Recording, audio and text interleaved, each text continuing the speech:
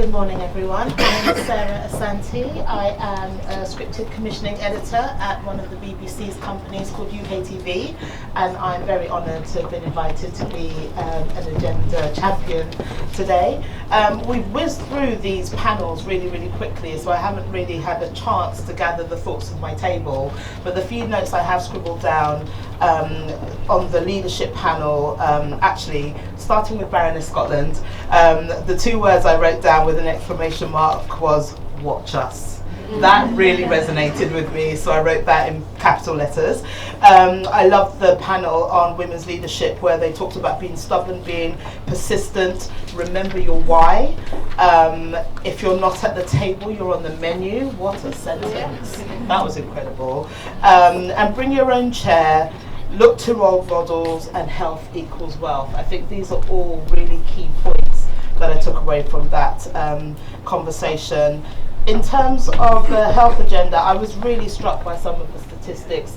They really made me stop in my tracks, so I didn't even write down that horrific one about girls aged 10 to 15 giving birth and then 15 to 20 something. I just think that women's health equaling to global economics is a really huge point that I took from that. We need to stop making it a woman's issue because of the birthing process. We need to see it as an economic issue which affects all of us. So that would really resonate with me.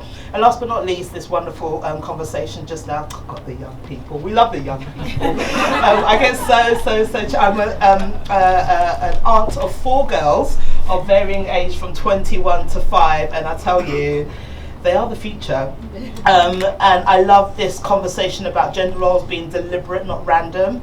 I love that we can look to our past to inform our future. I love that we can look to our nearest neighbours in the chimps and the bonobos to understand where things, the patterns and where things are leading. To the north, patriarchal, to the south, matriarchal. As somebody that was born in Ghana, I can attest to, and living in the UK in the north, I can attest to the truism just from my own personal perspective. So far, really brilliant, resonant conversations have been had. A lot of them over too soon for my liking, but we're really learning a lot. So next time I will gather some opinions from my table because I'm very opinionated, so I wrote them down. Thank you. That was such a great summary. It's really hard to match that. I think I reflected on lots of the same things as you did, and similarly haven't had the chance to gather the great opinions at my table.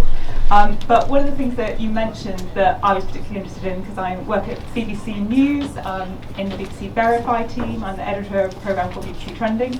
And BBC Verify does quite a lot of fact-checking, and I heard some really surprising stats today, which I'd really like to look into further and find some of the sources for, because they are really eye-opening in terms of things like 1 in 3 women suffering abuse, sexual and emotional abuse. It's incredible numbers of women who suffer, and also inspiring stats around women around the world. But many of them are pretty shocking. About 1% of research into health going into women's health. You know, considering the number of women facing fertility issues, that's just shocking. And women make up 70 to 80% of household purchasing decisions. Now, considering that, the fact that women aren't more involved in decision making around the table is really very surprising. Few more stats that I've gathered. Less than 2.5% of research goes to reproductive health research. Sorry, it's this funding of reproductive health research. And the global rate of unintended pregnancy has dropped by 20%. So I think there's a huge story there in terms of how women's issues are changing around the world, and a real call for the need for more investment in research around this topic.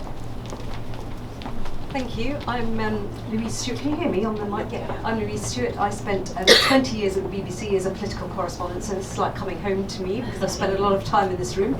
and I now work in content moderation for the board that oversees Meta, so Instagram, Threads, Facebook, etc. So looking at AI, all the kind of things we're here talking about and interested in. I think I've taken so much away from these conversations. I think one thing we need to look at is more male allies, which we've talked about. We can't do this on our own. I think the sisterhood is fantastic. I always go back to that Madeleine Albright saying, but I think really the positivity and warmth and support in this room I could feel as soon as I walked in, and I think that's really important.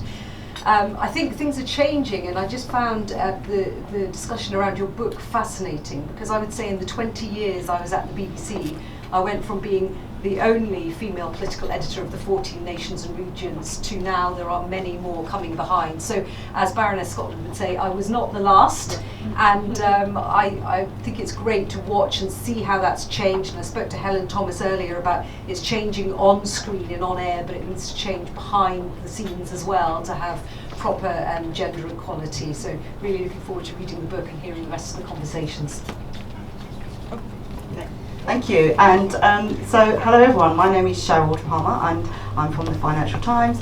I have over 20 years experience in digital publishing, and I'd like to thank Lolita for extending the invitation to attend today. Most of the reflections have kind of been covered, and like everyone else I've not had a chance to grab individual nuggets from people at my table. But I would say, I think that the opening sessions really set the tone for today. The fact that you know, we are leaders of the future, and we are really driving change, and we're getting to points of progression where that change is becoming more noticeable. I'd also like to say, you know, repeat the point about the allyship, and that's not just even on the gender front. That's also with cooperation. So the work that the BBC are doing, investment around diversity, that shows some support and goes some way to them helping to amplify diverse voices and the gender equality that needs to happen.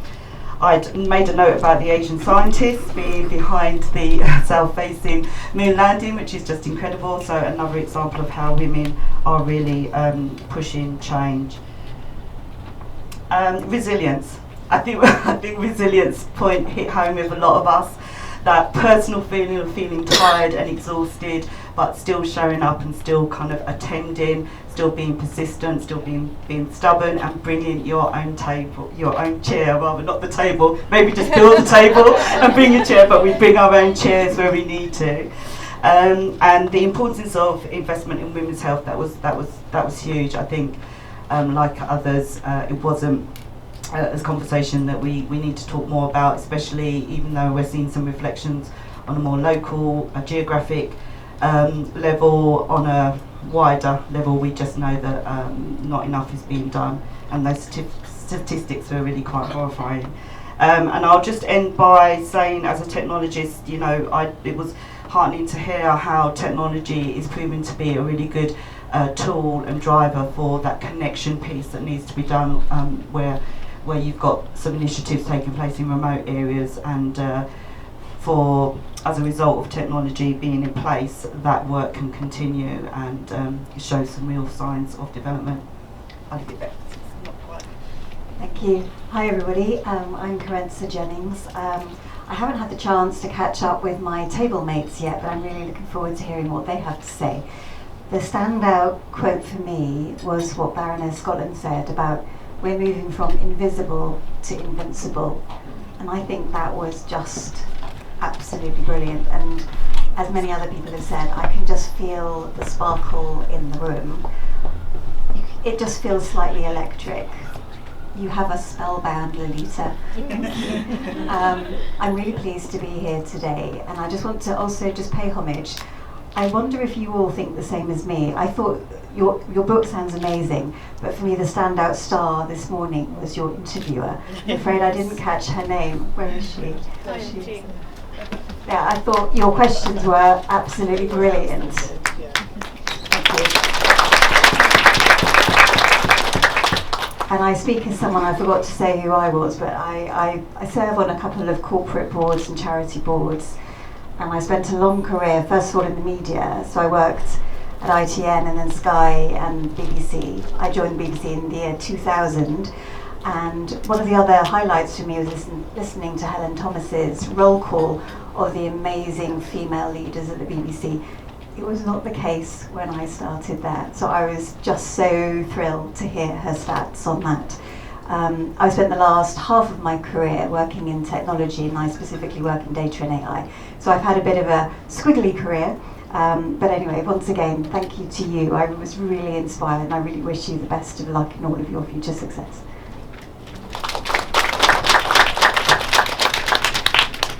Thank you, Corinza, and thank you, everyone.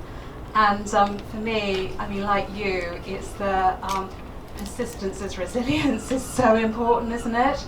I mean, it's so great to be here with so many great people, because it is tiring. It is really tiring. We feel, aren't we ever going to win this?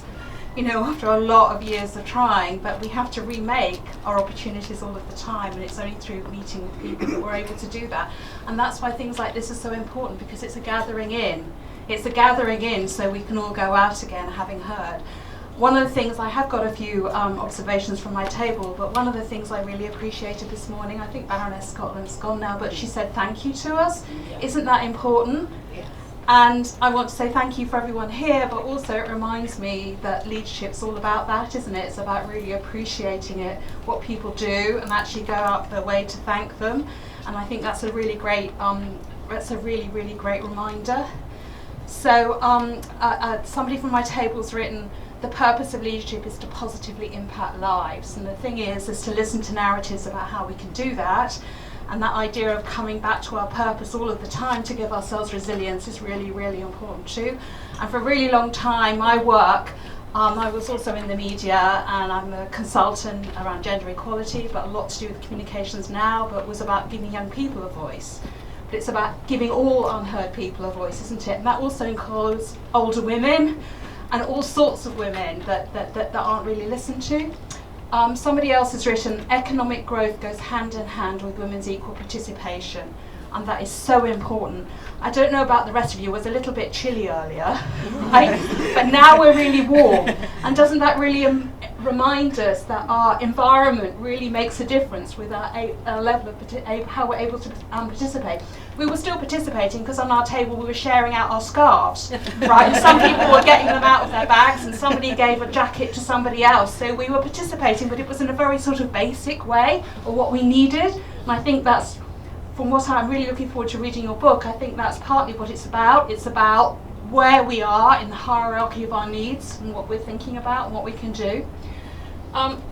Somebody else said, and I so agree with this, I think it was Bobby actually, it's an impressive reminder of how we need to continue creating space in order to pave the way for future generations.